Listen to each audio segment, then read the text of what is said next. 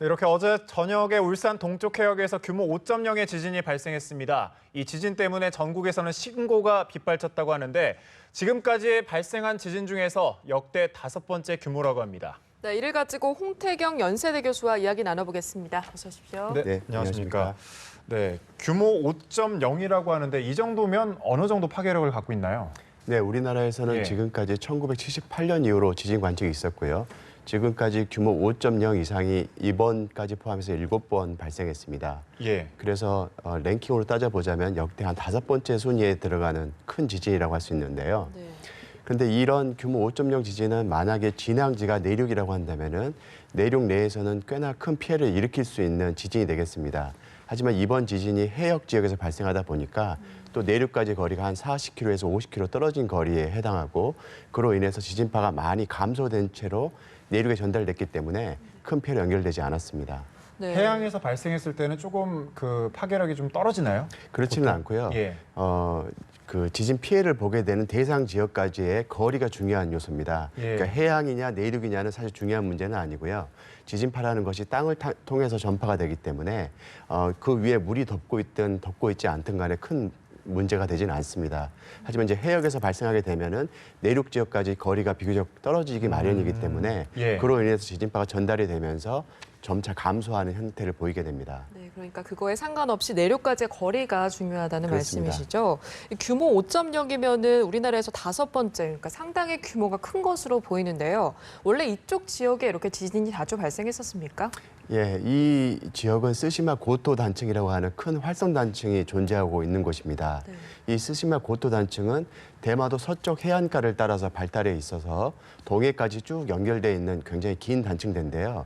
그 연장성상과 그다음에 이 단층대가 전체가 활성화가 돼 있는지 여부는 아직까지 조사 중입니다. 아직까지 많은 부분이 밝혀지지 않은 상태지만 2012년도 2월 달에 동일본 대지진 후 약 1년도 채 안 된 시점에서 우리나라 바로 이 지역에서 지진이 빈발한 사례가 있었거든요. 예. 당시에 동일본 대지진의 효과에 의해서 이 지역에서 연쇄 지진이 발생한 게 아닌가라는 추정을 했었습니다. 그 이후에 이 지역에서 또다시 규모 5.0 지진이 발생을 했기 때문에 우려가 커지고요. 또 더군다나 단층의 길이에 비례해서 발생할 수 있는 지진의 최대 규모도 상승하는 경향이 있습니다. 그렇기 때문에 단층대의 길이가 정확하지 않은 시점이기 때문에 만약에 이 지역 전체가 다 활성화가 돼 있다고 가정을 한다면 보다 더 큰 지진이 발생할 가능성도 배제할 수 없습니다. 예, 동일본 대지진의 영향을 받았다고 하는데 이 지역이 불레고리 흔히 말하는 그 불레고리랑은 상관이 없는 부분인 거죠? 네, 이른바 이제 불레고리라고 하는 것은 환태평양 지진대를 일컫는데요. 예. 태평양 가장자리에 그 판과 판이 부딪히는 지역을 우리가 환태평양 지진대라고 하면서 불레고리라고 일컫습니다. 지금 이 지역 같은 경우에는 환태평양 지진대에서는 비교적 내륙 쪽으로 위치하는 곳이지만요. 과거에 이 지역에서 발달한 단층대는 이 동해가 이제 열렸는데요. 과거에 이제 일본 열도가 한반도 동쪽에 있다가 열림 현상이 있어서 이 동해가 발달하게 됐는데 예. 그때 동해가 발달하면서 같이 발달한 단층으로 해석이 되고 있습니다. 이 단층은 지속적으로 태평양판과 필리핀판에 충돌을 하면서 활성화가 되고 있고 지진을 발생시키고 있는데 그 여파로 이번 지진도 발생한 게 아닌가라고 추정을 하고 있습니다. 만약에 지금 이제 울산 지역에서 이렇게 지진이 발생했는데 우리나라 이렇게 전체 지형적으로 봤을 때 앞으로 지진이 발생할 잠재성이 좀 있다. 어느 지역에 있을까요? 예, 우리나라는 지진이 비교적 다양한 지역에서 산계에서 발생하는 형태를 보이는데요. 예. 그 가운데서 그래도 지진이 뭉쳐서 발생하는 빈발 지역이 있습니다.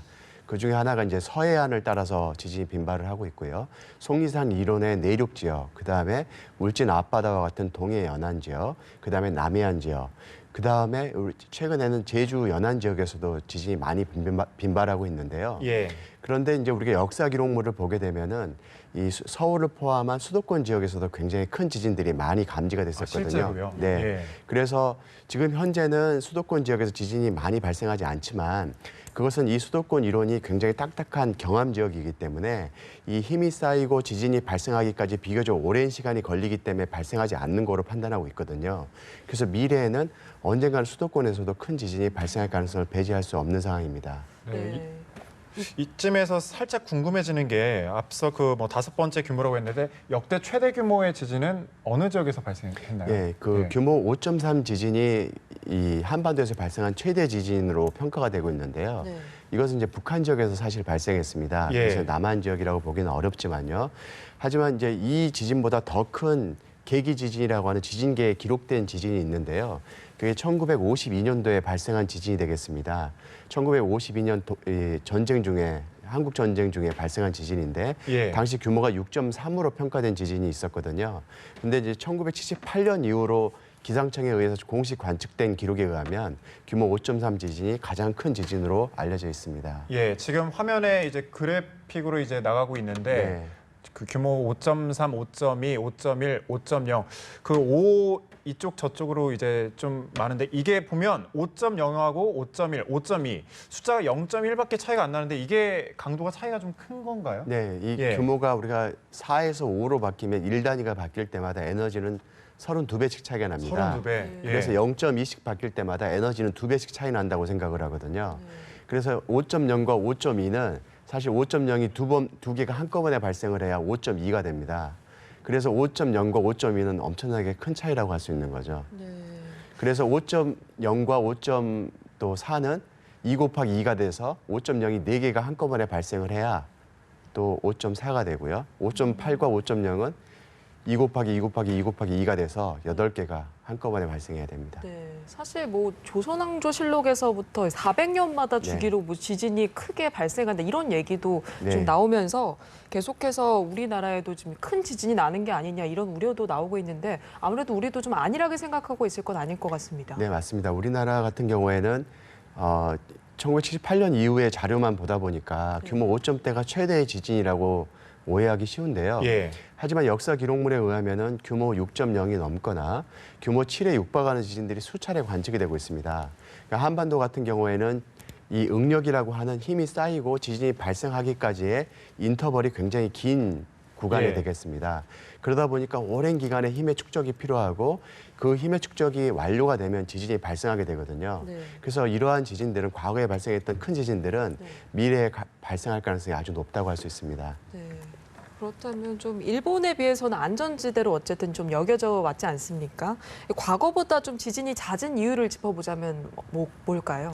예, 동일본 대지진 후에 한반도에서는 지진 발생 빈도가 급증했습니다. 네. 그 이유는 한반도가 동일본 대지진이 발생한 방향으로 동쪽에서는 5cm, 서쪽에는 2cm 정도 끌려가는 일이 발생하게 되면서 한반도 전역에 응력의 불균형이 발생을 하게 되거든요. 그로 인해서 지진 발생 빈도가 급증을 했다가 한 4, 5년이 지나면서 점차 이 지진 발생 빈도가 정상화되고 평년 수준으로 회귀하는 일이 벌어졌는데요. 하지만 주변 지역에서 만약에 또 다른 큰 지진이 발생을 하게 된다면 한반도에 또다시 이런 일이 발생할 수 있고요. 또 앞서 말씀드린 바와 같이 과거에 규모 7점대에 이르는 큰 지진이 발생한 전력이 있기 때문에 한반도 어딘가에서는 그런 힘들이 아직까지 쌓이고 있고 그 힘들이 주변에 있는 큰 지진에 의해서 트리거가 돼서 더 가속화가 돼서 더 빨리 발생할 가능성도 배제할 수 없는 상황입니다.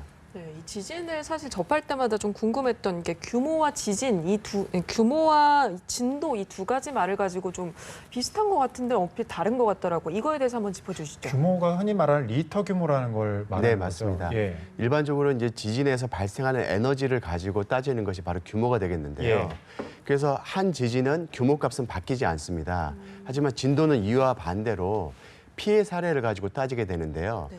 예를 들어서 어떤 지진이 한 곳에서 발생을 하고 그로부터 가까운 곳은 더 큰 피해를 보게 될 테고 먼 지역으로 갈수록 피해 정도가 줄게 됩니다. 네네.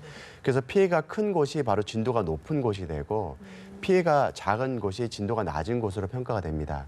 그래서 한 지진에 대해서 피해 정도를 가지고 따지는 것을 진도라고 얘기를 하고 그 지진에서 나온 에너지를 가지고 따지는 것이 규모가 되기 때문에 우리가 이제 지진에 대해서 얘기를 할 때는 이 지진의 규모가 얼마다라고 얘기하는 것이 옳은 표현이 되겠습니다. 예.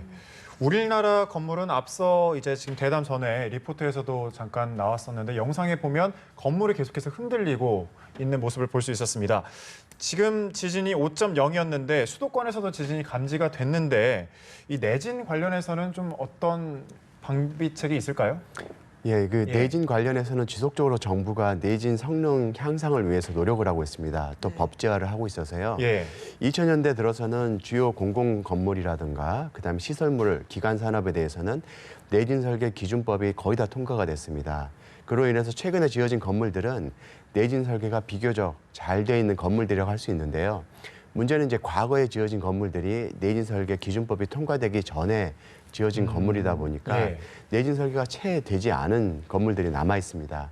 예를 들어서 학교 건물 같은 경우에는 굉장히 오래된 건물들이 아직까지 이 서울 지역에서도 많이 있는데요. 최근 서울시 자료에 의하면은 학교 건물 같은 경우에는 한 30%에서 40% 정도만 내진 설계에 대해서 완비가 돼 있다라는 보고가 있습니다. 그렇지 않은 이 건물들에 대해서는 시급하게 내진 보강이 필요한 상황인데요. 하지만 이러한 일들이 이제 지자체 예산으로 해야 되다 보니까 지자체가 많이 버거워하는 상황입니다. 그래서 차일피일이 이제 미뤄지는 일들이 있는데요. 그래서 그러한 부분도 시급하게 보완해야 될 지점이라고 할 수 있습니다. 네, 뭐 끝으로 전문가 입장에서 이제 만일에 있을 큰 지진에 있어서 좀 대비책, 피해를 최소화할 수 있는 대비책이 있다면 뭐가 있을까요? 예, 우리나라는 지진이 한 번 발생하기까지 굉장히 오랜 시일이 걸리는 국가지만 발생 잠재력에 있어서는 다른 어떤 국가에 못지 않습니다. 큰 지진이 발생할 가능성이 굉장히 높은데요. 네. 문제는 우리나라는 해역 지역에서 많은 지진들이 발생하고 큰 지진이 많이 발생하지만 그 지역에 대한 조사가 굉장히 미흡한 상황입니다. 특히 동해나 서해, 최근 들어서 남해에서도 이렇게 지진들이 많이 발생하고 있는데 이 지역에 존재하고 있는 활선 단층의 규모와 그 지역에서 발생 가능한 최대 잠재 지진에 대한 평가도 채 이루어지지 않았거든요. 예. 그래서 이러한 지진들이 한번 발생할 때마다 국민들이 많은 우려와 걱정을 하고 있음에도 불구하고 다시 또 차일피일 미뤄지는 일들이 벌어지는데 이러한 지역부터 하나씩 기초조사가 절실한 상황입니다. 예. 어제 발생한 지진과 관련해서 연세대학교 지구 시스템 과학 홍태경 교수와 함께 말씀 나눠봤습니다. 고맙습니다. 네, 감사합니다.